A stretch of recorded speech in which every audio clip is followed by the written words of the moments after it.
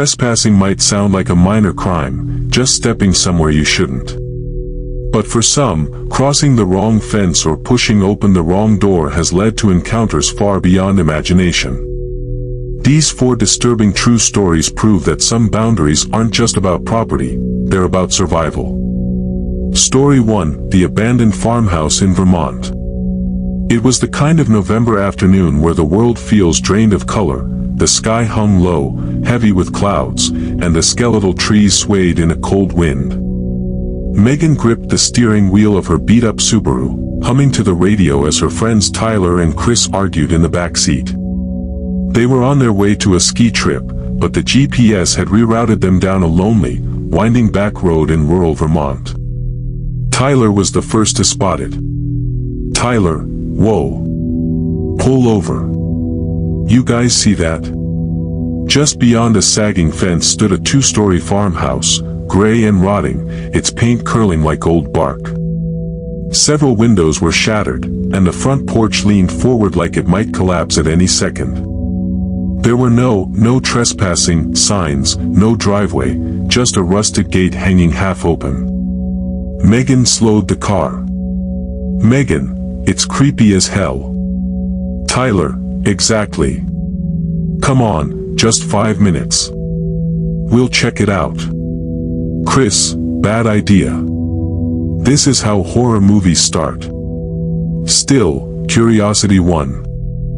Megan parked on the gravel shoulder, and the 3 stepped out into the brittle, icy air. Crossing the threshold. The grass was overgrown and matted with frost. Every step crunched beneath their boots. The front porch groaned under their weight, each creak echoing in the silence. Tyler pushed the front door, and it swung open with a reluctant, drawn-out screech.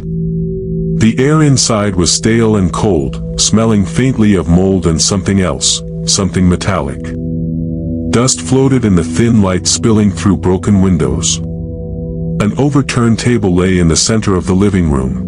A rocking chair sat in one corner, its seat cushion split open, stuffing spilling out like old wounds. "Chris, this place feels wrong." "Tyler, that's the point. Come on, let's go upstairs." They found the staircase, its banister thick with cobwebs. Each step moaned under their weight. The child's room. The upstairs hallway was lined with doors, most of them shut tight. They tried the first one, locked. Same with the second. Only the door at the very end creaked open when Megan pushed. It was a child's bedroom. Small, with pale wallpaper patterned in faded pink roses. The bed was neatly made, the quilt tucked perfectly at the corners. On the floor sat half a dozen dolls, arranged in a perfect circle. Megan knelt down, reaching for one. Then she froze. The dolls' porcelain faces were cracked. Their eyes, missing. Just empty sockets staring into nothing. "Megan, this is seriously messed up." "Chris, okay, we've seen enough. Let's go." But Tyler was at the far wall, inspecting an old heating vent near the floor. The sound in the walls. A faint noise drifted from inside the vent. At first, it sounded like the wind. But then it became clear, scraping, dragging, like fingernails against wood. They all went silent. The sound stopped. Then a whisper came through the vent. "Don't leave me here." Megan's breath caught. Chris stepped back, shaking his head. "Chris, no. Nope. We're done." Tyler crouched, peering into the darkness behind the vent's metal grate. That's when a small, pale hand, no bigger than a child's, shot out and grabbed his shoelace. He screamed, jerking his leg free, falling backward onto the floor. The escape. All 3 bolted. The hallway seemed longer now, the air heavier. They pounded down the stairs, the sound of rapid, frantic scratching chasing them. When they reached the porch, the door slammed shut behind them, though none of them touched it. They sprinted through the frost-covered grass, diving into the Subaru. Megan fumbled with the keys, hands shaking, before the engine roared to life. They didn't stop until they were back on the main road. The aftermath. The next day, they reported the incident to the local police. An officer went out to investigate. When he returned, he claimed the farmhouse had been condemned for years. There were no signs of recent habitation, no footprints, no toys, and no vent in the upstairs bedroom. But Megan knew what she saw. Every time she laced up her sneakers after that, she swore she could still feel the faint, icy grip of that small hand tightening around her ankle. Some places hold more than memories. Some walls remember. And sometimes, they reach out, hoping you'll take something, or someone, with you when you go. Story 2, The Tunnel Beneath the Hotel. In the heart of New Orleans stands a hotel that has seen over a century of guests, scandals, and whispered rumors. Its lobby glows with polished brass and velvet armchairs, masking the fact that deep beneath the marble floors lies something far older, and far less welcoming. Jason, 24, had worked as a bellhop there for almost a year. He'd heard all the stories: Prohibition-era tunnels under the hotel, gangsters who vanished without a trace, and a sealed basement that staff avoided. The wallet. It was a stormy Thursday night when a well-dressed guest approached Jason in the lobby. "Guest, I think my wallet fell down the elevator shaft." Jason smiled, offering to retrieve it. He'd been in the basement before, just briefly, to grab extra linens. But this time, he'd be going further, into a section sealed for decades. He took the freight elevator down.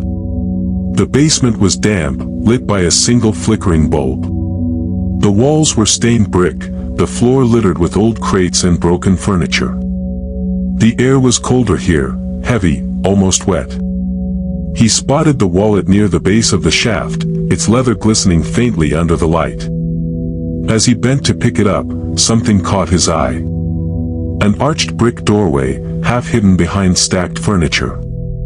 Unlike the rest of the basement, this door was open. The tunnel. Curiosity overpowered caution. Jason slid the crates aside and stepped through. The tunnel beyond was narrow and low, forcing him to hunch as he walked. The brickwork was ancient, slick with condensation. The beam of his phone flashlight bounced off walls scrawled with faded chalk markings, tally marks, strange symbols, and a single word written repeatedly: down. The floor sloped gently, and after about 50 feet, Jason stopped. In the mud were footprints, fresh ones. Small, bare feet, pressing deep into the wet earth, leading further in. The voice. A sound drifted from deeper in the tunnel. Slow, steady breathing. "Jason, hello. Is someone down here?" The breathing stopped. For a moment there was silence, except for the faint dripping of water. Then, a voice. Low. Wet. Gurgling, as though spoken through water. "You came back." Jason's stomach twisted. He stepped backward, his flashlight shaking in his grip. The voice came again, closer now. "You came back." The chase. Something splashed in the mud. Footsteps. Bare, wet feet, coming fast. Jason turned and ran, slipping on the wet floor. The tunnel walls seemed to close in, the light ahead shrinking. He could hear it behind him, not just footsteps, but the faint sound of something dragging along the walls, scraping stone. He burst through the arched doorway into the basement and shoved the crates back in place, slamming his shoulder against them until they wedged tight. His heart hammered as the breathing stopped, just on the other side. The disappearance. Jason returned to the lobby, handing the guest his wallet with a forced smile. He didn't mention the tunnel. The next morning, he decided to tell security. But when they went down, the doorway was gone, bricked up, the mortar old and crumbling, as if it had been sealed for decades. Jason swore it hadn't been that way the night before. Yet the muddy footprints, his own, were still there on the basement floor. And next to them, a set of smaller, bare ones, leading right to the bricked. Hotels keep their reputations by hiding their secrets. And some secrets never stay buried. Story 3. The Forest Cabin Intruder. Some cabins are built for peace and solitude, a retreat from the noise of the world. But when you're miles from the nearest neighbor, the quiet can turn against you. And sometimes, something finds you out there in the silence. Winter motion alert. It was late January in northern Oregon when Ron's phone buzzed on the nightstand at 3:07 a.m. The screen showed a notification from their trail camera, set up to watch the front porch of their remote cabin. Still half asleep, he tapped the alert. The grainy night vision image made his stomach knot. A man stood on their porch, staring directly into the camera lens. His hoodie was torn, his jeans ripped, and his face was hidden in shadow. Ron nudged his wife, Patricia. "Ron, wake up. Someone's at the cabin." She blinked at the photo on the phone. "Patricia, that's not a neighbor." The knife. A second alert came through. This time, the man was closer, his face still obscured by the hood, but his hand now visible, gripping a large kitchen knife. Ron dialed the county sheriff, but the dispatcher's voice was apologetic. "Dispatcher, we're looking at least an hour before a unit can get out there." The couple lived 40 miles from the cabin, so they decided not to drive out that night. Instead, they locked their home, barely sleeping until dawn. The cabin check. 2 days later, under a pale winter sun, Ron and Patricia made the drive up the winding mountain road. The forest was silent under a blanket of snow, their tires crunching over frozen gravel. When they pulled up, the cabin door was ajar. The lock hung twisted and broken. Inside, the air was stale and faintly sour. They stepped cautiously inside. It looked like someone had been living there. The fireplace ashes were fresh, a pile of blankets sat in the corner, and several empty cans of beans and soup littered the floor. But it was the walls that made Patricia's voice catch in her throat. Etched deep into the wood, in uneven jagged letters, were the words, "Don't wake her." The bedroom closet. They searched the small cabin, finding no one. But when Ron opened the bedroom closet, the smell hit him first, musty, like damp cloth and old rope. Inside, under a pile of blankets, was something that didn't belong. A crude mannequin, assembled from sticks tied together with frayed rope, its head a pillowcase drawn with a crude black marker grin. 2 mismatched buttons were sewn on for eyes, one hanging loose, giving it an off-kilter stare. Patricia stepped back, shivering. "Patricia, what the hell is that?" "The sheriff's visit." They called the sheriff again. This time, deputies came within an hour. After searching the property and running prints, they confirmed their fear. The man was a fugitive wanted for violent assault in another county. In his past statements to police, he claimed she, the mannequin, was his wife, and anyone who disturbed her had to be punished. Leaving for good. The fugitive was caught weeks later in a nearby logging camp. But the cabin never felt the same. Ron and Patricia sold the property, leaving behind the pine trees, the winter silence, and the dark memory of the night a stranger claimed their home, and brought his wife with him. In the deep woods, there are no neighbors to call for help. And when the wrong person decides they belong in your home, sometimes, it's easier to leave than to try to take it back. Story 4. The High School Pool Incident. Some buildings are abandoned for safety reasons, collapsing roofs, unstable foundations. Others are closed for reasons that don't make it into the newspapers. Sometimes, what's really sealed inside was never meant to leave. Breaking in. It was the winter of 1999 in a small Michigan town when four friends, Josh, Emily, Mark, and Sarah, decided to sneak into their old high school. The building had been shut down for over a year, condemned due to structural issues. But for the teenagers, it was the perfect place to explore on a Friday night. Snow crunched under their boots as they crept around the side of the building. Josh pried open a loose metal panel, revealing a dark maintenance corridor. Their flashlights sliced through the dust-filled air as they whispered and laughed, the sound bouncing off the narrow walls. The pool discovery. After wandering through empty classrooms and a darkened gymnasium, they found themselves at the heavy double doors leading to the indoor pool. Emily pushed them open. The smell hit them immediately, thick, wet, and rotting. The pool was empty of water, but a layer of murky green sludge clung to the deep end like something alive.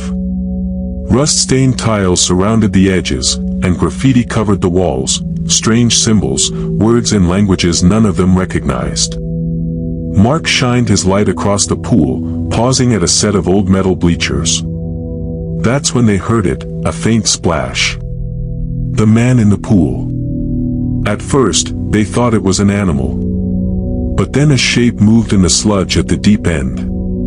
Slowly, it rose, a man. His skin was pale, his ribs jutting out beneath his wet skin, his hair plastered across his face. He stood silently, chest heaving, water dripping from his limbs. Emily gasped, and the man's head snapped toward her. His eyes were wide and unblinking. He didn't speak. He didn't smile. He just began climbing the slope of the empty pool, his bare feet slapping against the tile with each slow step. The chase. Josh, go. Now. They turned and ran, their footsteps echoing in the massive room. Behind them, the slapping of wet feet grew louder, faster. Sarah glanced back. He was following, his arms hanging limp at his sides, his head tilted slightly, as though curious rather than angry. But his pace never faltered. They burst through the pool doors, sprinting down the hallway toward the maintenance corridor.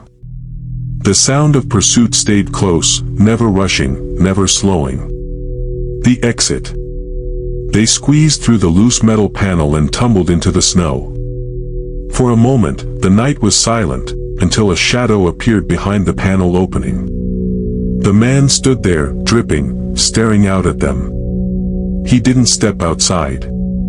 He just tilted his head again, and slowly shut the panel from the inside. The return. The next day, Josh told a local security guard about what happened. The guard frowned. "Security guard, that pool's been locked up for over a year. Nobody goes in there." When Josh insisted, the guard finally agreed to check. Hours later, he called Josh back. "Security guard, panels sealed shut. And the pool? It's been drained completely dry. No sludge. No footprints." But the guard admitted one thing he couldn't explain. Someone had scratched 4 words into the pool's deep end wall: "Don't come back." Some doors are closed for a reason. Some pools are drained to keep something out. Or worse, to keep something in.